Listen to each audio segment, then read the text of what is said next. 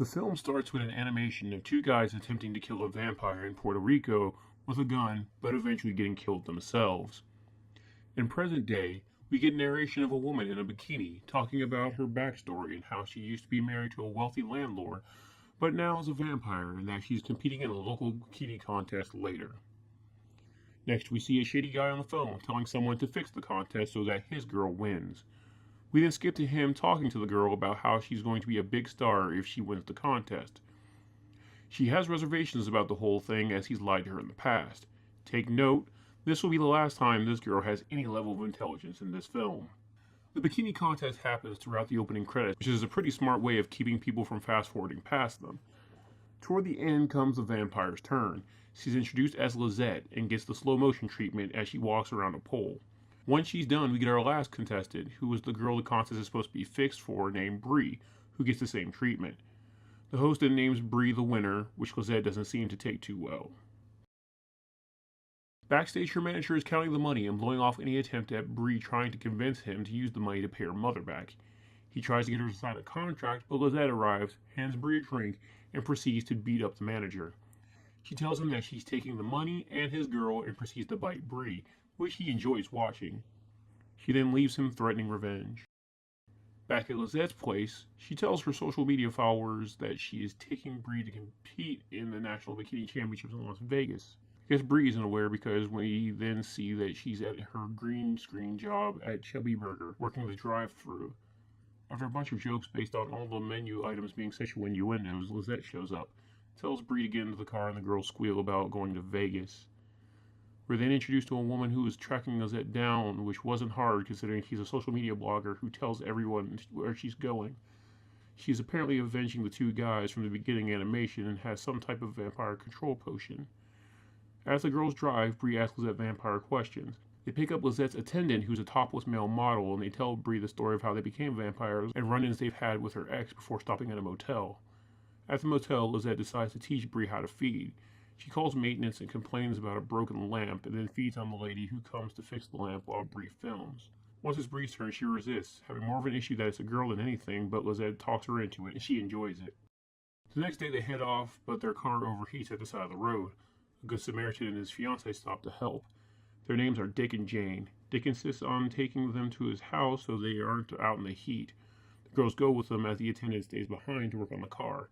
He sees Bree's ex following. Back at the Good Samaritan's place, the couple party with the three vampires by drinking, playing strip poker, and whatever else they can find to throw into a party montage. Eventually the two pair off as Lizette goes with Jane to the pool while Dick shows Bree where the bathroom is. As it goes to get Bree towel, she fangs out and bites him. Lizette tries to feed on Jane outside as well, but they're interrupted when she hears the noise of Bree's ex spying on them through the trees. Lizette's attendant ends up finding him and knocks him out. The next day, Jane wakes up noticing her fiancé wasn't in bed with her. She sees him lying on the couch and notices that he has bite marks on his neck, and she tells the girls she's leaving as something is wrong with Dick.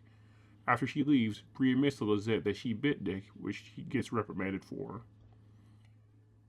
We then see Jane at a bookstore reading about vampires as she runs into the hunter, who apparently runs the bookstore. After comparing info, they realize they have a problem with the same vampire, and the hunter decides to help Jane out. Back at the house, the girls decide to enter an oil wrestling contest before both deciding to feed once again on Dick, then leave. As they head out, Jane and Hunter pull in and find out the house is empty, with just an unconscious Dick in the room. The hunter tells Jane in order to find them, they have to have a ritual, which turns out to be just an excuse for a girl-on-girl bikini massage montage. After the montage, the hunter finds the vampire's suntan lotion. They replace it with mayonnaise before gathering their hunting material and leaving. At the club, the hunter decides to enter Jane into the oil wrestling contest to take on Bree wearing a clown luchador mask. Bree, who seems to have a fear of clowns, freaks out and runs off, leading to Jane winning. Back at the house, a distraught Bree asks Lizette to put the now tampered suntan lotion on her so she can go and lay out by the pool. Before she goes out, her ex-manager shows up and confronts Lizette, demanding Bree back.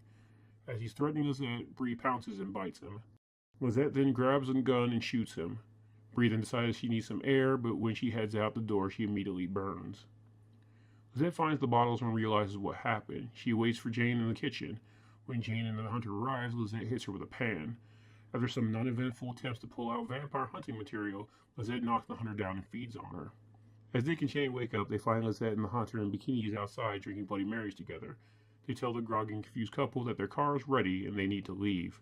The last thing we see is the two picking up a girl on the side of the road while being spied on by Bree's ex-manager, now a vampire. Thanks for watching. If you like these recaps, please leave a like and subscribe and hit the bell icon to know every time I update. There is now an option to be a channel member where you'll get access to exclusive recaps from late night vampire catalogs like Showtime, Cinemax After Dark, USA Up All Night, and much more. If you want to help my channel grow, please check out my Patreon where members can get exclusive content that can't be uploaded on YouTube along with download options. Link is in the description.